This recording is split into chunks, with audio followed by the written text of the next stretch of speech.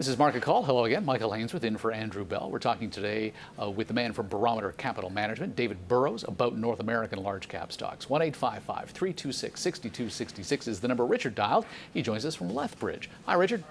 Hi. Thank you for taking my call. Good morning. I'm interested in talking about NVIDIA. I sure liked his remarks comparing Linamar to Magna, and Magna seems to be where they're going. Is NVIDIA in the same stream? Is it moving forward in the right direction? Yeah.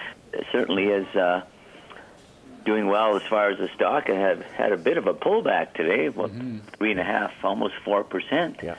Looks like it might be a good entry point for short or long term. I'd like to get your opinion on that. Thank you. Thank you. Thanks, Richard.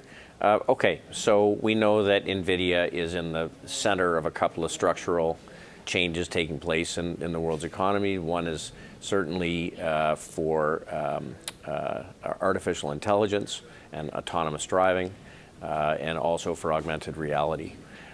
So if you just take semiconductors as a sector, this is one of the most important sectors in the market. I watch it like people used to watch copper because semiconductors go into everything. And breadth within the semiconductor sector is expanding, meaning more and more companies are performing well. You don't have bear markets and big corrections typically when breadth is expanding. So we like this group. The multiples of earnings that investors are prepared to pay are expanding. I like to buy the leaders in the group, and NVIDIA is the leader in this group. If you look at it technically, the stock broke out recently at about $175. Nice breakout on volume, and then has just pulled back over the last couple of days. And you would expect it to do that. You know, the news that they find for an excuse for why it should happen is that Tesla's doing some work with AMD, apparently. And then AMD's foundry came out and said, we don't know anything about that. Right. So, look, there's always shakes in these kinds of stocks. And again, it's not an inexpensive company, so there's risk in that always. But you know, the best companies are always expensive.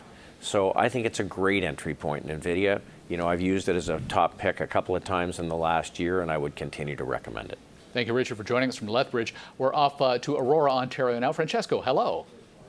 Hi, guys. I have a little bit of an issue with buying stock. Every time I buy, it seems to take a nosedive the next day.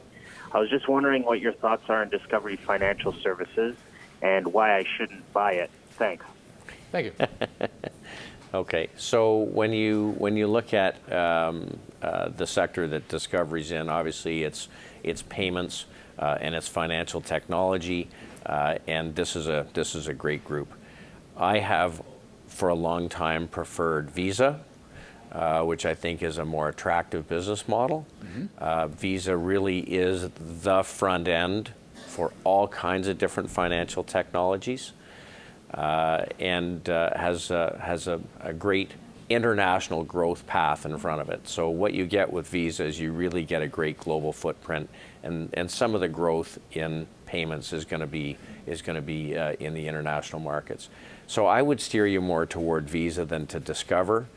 Again, this is a group that's been in favor, and Discover has not been able to participate.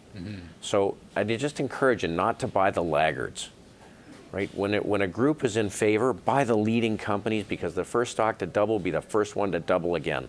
I think you told me once that stocks that hit 52-week highs are more likely to continue to hit 52-week highs, and ones that are at 52-week lows are expected to continue to make new 52-week lows. So just think of it this way. Psychology is a powerful thing. When you've got an army of people who are underwater on their position, and you're in a strong market, many of them are just waiting for their entry point to get their money back out. And when you've got a company trading at a 52-week high, every shareholder's happy. Nobody's really that interested in selling. And so that's why, you know, of all of the premia available to investors over a long period of time, the most significant premia available to an investor has been momentum over years. So what is in motion tends to stay in motion. And there's reasons why it's doing well to begin with. So I would look at a Visa first. Thank you, Francesco, for that. So we're going to go from Aurora to Ottawa. Hi, Don. Hi, Michael. Thanks for taking the call. You bet.